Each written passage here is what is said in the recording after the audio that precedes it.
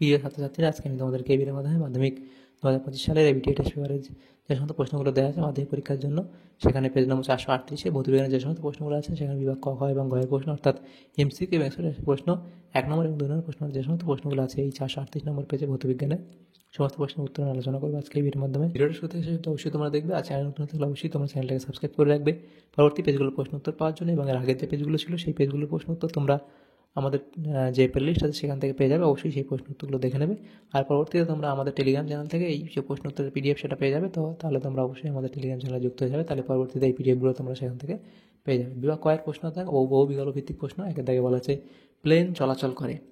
Plane কোথায় চলাচল করে? সেটা হবে ট্রোপোস্ফিয়ার দিয়ে, অর্থাৎ অপশান এখানে বি হবে। এরপরে দেওয়া আছে দেখো 1.2 নিচের কোনটি ব্যতিক্রম? নিচের কোনটি ব্যতিক্রম? সেটা হচ্ছে অপশান ডিটা ব্যতিক্রম। এরপরে আছে যে আচ্ছা এখানে এটা 1.3 এটা এটি গ্যাসের বাষ্প ঘনত্ব অক্সিজেনের বাষ্প ঘনত্বের দ্বিগুণ, গ্যাসটির আণবিক গুরুত্ব হবে। তাহলে গ্যাসটির আণবিক গুরুত্ব কত হবে?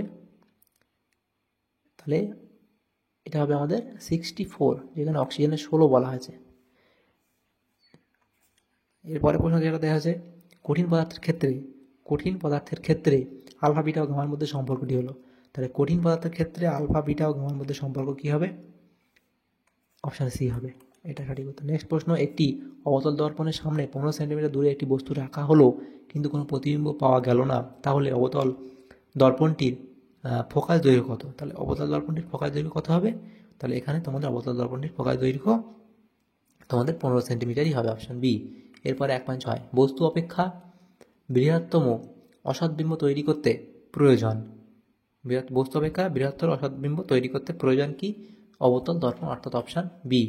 এরপরে প্রশ্ন 1.7, সেখানে আমাদের বলা হয়েছে নাইক্রোম তারের বৈশিষ্ট্য উচ্চ রোধ আর উচ্চ গলনাঙ্ক। উচ্চ রোধ আর উচ্চ গলনাঙ্ক।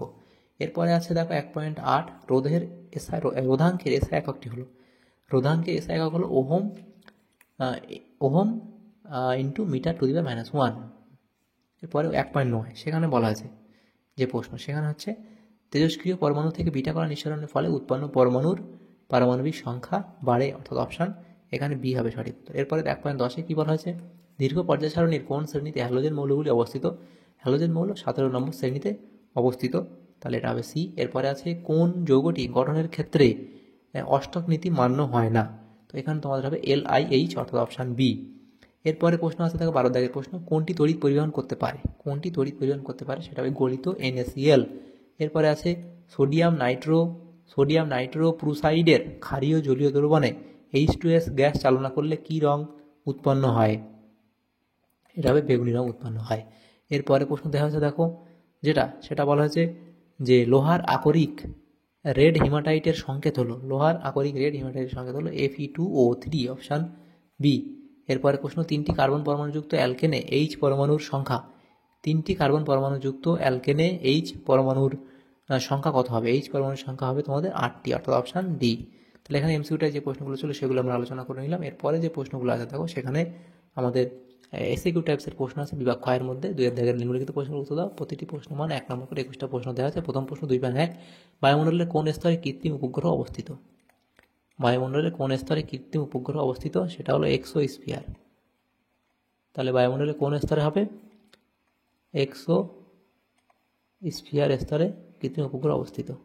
এখানেই ছিল অথবা দিয়ে প্রশ্ন, সেটা বলা হয়েছে।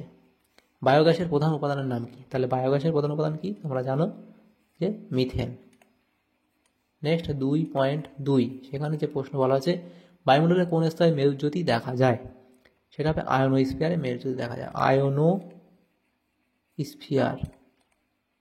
আয়োনোস্ফিয়ারে মেরুজ্যোতি দেখা যায়। নেক্সট প্রশ্ন দেখো, এসটিপিতে 44.8 লিটার কার্বন ডাইঅক্সাইডের ক্ষেত্রে আদর্শ গ্যাসের সমীকরণটি লেখো। সেটা হবে PV equals to 2 into R into T. এরপরে 2.4, যেটা বলা হয়েছে সেটা হচ্ছে যে বয়েল ও চার্লসের সূত্রের সাধারণ ধ্রুবক কোনটি? সেটা হবে গ্যাসের ভর।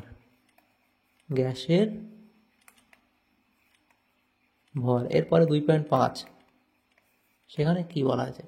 দৈর্ঘ্য প্রসারণ গুণাঙ্ক, ক্ষেত্র প্রসারণ গুণাঙ্ক ও আয়তন প্রসারণ গুণাঙ্কের মধ্যে সম্পর্কটি লেখো।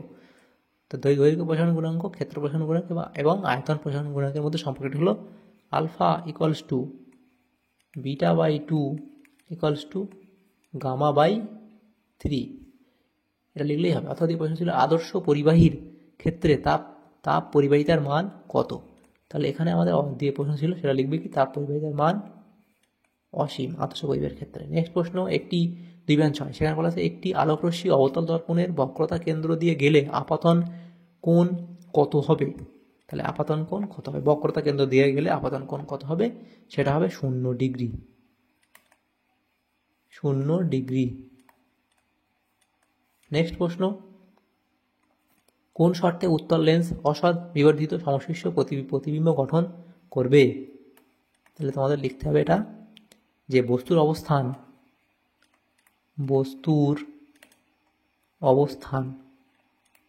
তাহলে কোথায় হতে হবে, বস্তুর অবস্থান হবে ফোকাস, আমি এফ লিখলাম, ফোকাস এর কম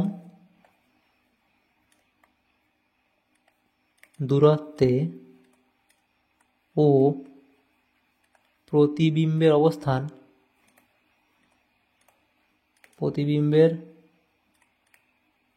অবস্থান বস্তুর দিকে হলে। নেক্সট প্রশ্ন, সত্য বা মিথ্যা লেখো। তড়িৎ শক্তির এসআই একক জুল, এটা কি হবে, সত্য। তাহলে এখানে লিখিয়ে দিই তোমাদের, এটা লিখবে কি সত্য। নেক্সট প্রশ্ন, আচ্ছা এখানে নেক্সট প্রশ্ন 2/9, দৈনন্দিন জীবনে ব্যবহৃত জুলের সূত্রের একটি ব্যবহারিক যন্ত্রের নাম লেখো। তাহলে তোমরা সেটা লিখবে বৈদ্যুতিক হিটার।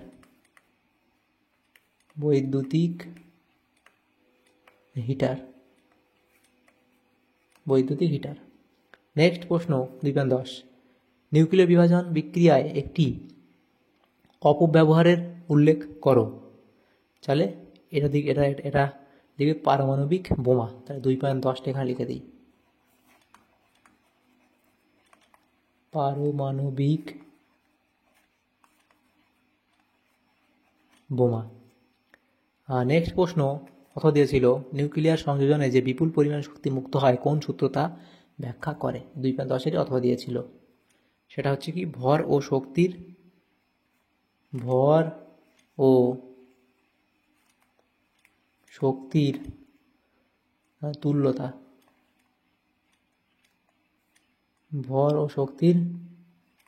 তুল্যতা, সূত্র, এটা হলো। তাহলে এরপরে বাম স্তম্ভের সঙ্গে ডান স্তম্ভ মেলাতে দেওয়া হয়েছে। দেখো কি বলা হচ্ছে, থার্মিট মিশ্রণের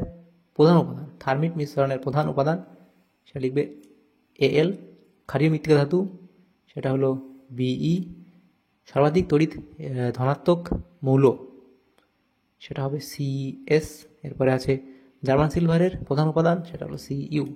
এভাবে তোমরা বাম স্তম্ভ ডান স্তম্ভ মিলিয়ে নেবে। এরপরে যেটা দেওয়া হয়েছে সেখানে বলা হচ্ছে, দেখো 2.12তে স্থির তাড়িতিক আকর্ষণ বল দ্বারা কোন বন্ধন সৃষ্টি হয়, সেটা লিখবে তড়িৎযোজী বন্ধন।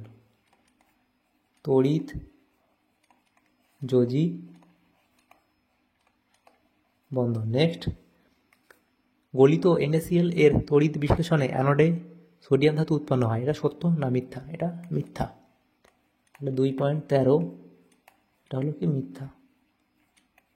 নেক্সট প্রশ্ন অথবা দিয়েছিল এখানেই, একটি লোহার চামচে নিকেলের প্রলেপ দিতে অ্যানোড রূপে কি ব্যবহার করবে, এই প্রশ্নের সাথে অথবা দিয়েছিল। এটা হবে অ্যানোড রূপে কি ব্যবহার করা হয়, নিকেলকে ব্যবহার করবে।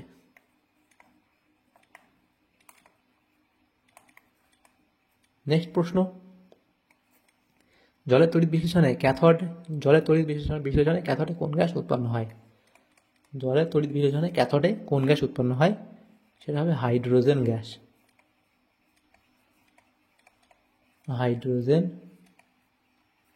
নেক্সট প্রশ্ন 2.15, ওলিয়াম কি লিখবে, যেসব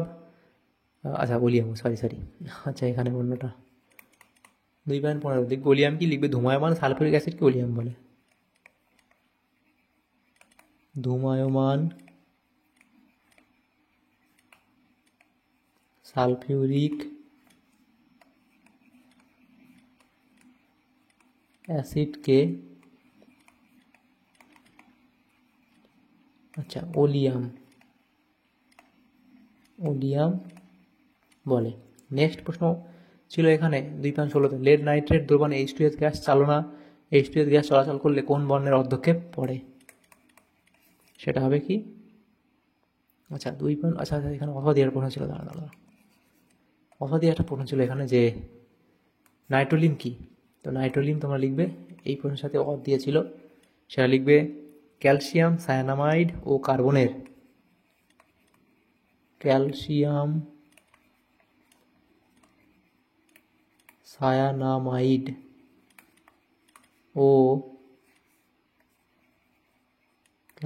সায়ানামাইড ও কার্বনের ধূসর কঠিন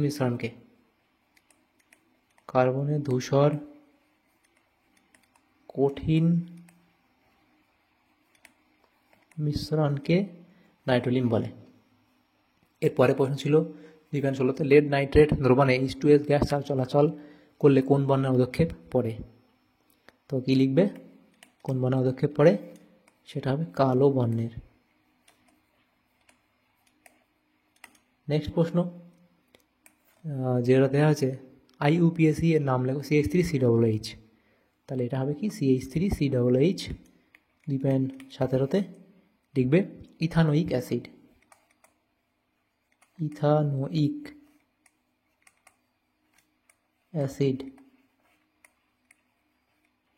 এরপরে প্রশ্ন দেওয়া ছিল অথবা দিয়ে কার্যকরী মূলক কাকে বলে? লিখবে যেসব সক্রিয় পরমাণু জৈব যৌগের গঠনে উপস্থিত থেকে তাদের প্রকৃতি, ধর্ম এবং রাসায়নিক বিশিষ্টতা নির্ধারণ করে তাকে কার্যকরী মূলক বলে। তাহলে এটা কি? 2.17 দিয়েছিল এই প্রশ্নটা। তাহলে এরপরের প্রশ্ন 2.18-তে, অ্যালকাইন শ্রেণীর যৌগের সরলতম রূপটির নাম কি? তাহলে লিখবে ইথাইন অতএব C2H2। অথবা প্রশ্ন ছিল কার্বনবিহীন একটি কার্যকরী মূলকের উদাহরণ দাও, সেটা কি লিখবে? হাইড্রক্সিল।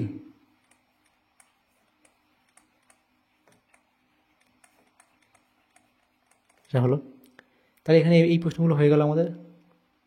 এরপরে বিভাগ গ, সেখানে যে প্রশ্নগুলো 3 দাগের প্রশ্ন, নিচের প্রশ্ন উত্তর দাও। বিকল্প প্রশ্নগুলো লক্ষণীয় 9টা প্রশ্ন আছে, আর 2 নম্বর করে 8 নম্বর দেওয়া আছে এখানে। এই প্রশ্নগুলো নেক্সট পেজে আলোচনা করবো। এই PDF তোমরা পরবর্তীতে আমাদের টেলিগ্রাম চ্যানেল থেকে পেয়ে যাবে, ডিসক্রিপশনে লিঙ্ক দেওয়া আছে টেলিগ্রাম, সেখান থেকে যুক্ত হয়ে যাবে। প্রথম প্রশ্ন দেওয়া আছে জীবাশ্ম জ্বালানি সংরক্ষণের প্রয়োজনীয়তা কী? তোমরা দুটো সংরক্ষণের প্রয়োজন লিখবে, সীমিত সম্পদ এবং পরিবেশ সুরক্ষা। এরপরে ছিল 0 ডিগ্রি সেন্টিগ্রেড থেকে কোনো গ্যাসকে উত্তপ্ত করলে তার চাপ ও আয়তন উভয় দ্বিগুণ হয়, গ্যাসের চূড়ান্ত উষ্ণতা কত হবে? তো অঙ্কটা এখানে পুরো ডিটেলস করে দেওয়া হয়েছে, তোমরা একটু দেখে নেবে অঙ্কটা, স্টেপ বাই স্টেপ করে দেওয়া হয়েছে অঙ্কটা। এরপরে প্রশ্ন দেওয়া আছে দেখো। আচ্ছা, এই প্রশ্নটা এখানে বলা আছে 75 সেন্টিমিটার 300 K এবং উষ্ণতা এবং 75 সেন্টিমিটার পারস্তম্ভের চাপে নির্দিষ্ট ভারে কোনো গ্যাসের আয়তন এত হলে এবং এত উষ্ণতায় এত সেন্টিমিটার পারস্তম্ভের চাপে ওই গ্যাসের আয়তন কত হবে? দেখো আমরা এখানে এই অঙ্কটা সূত্র ব্যবহার করবো, P1V1/T1 = P2V2/T2।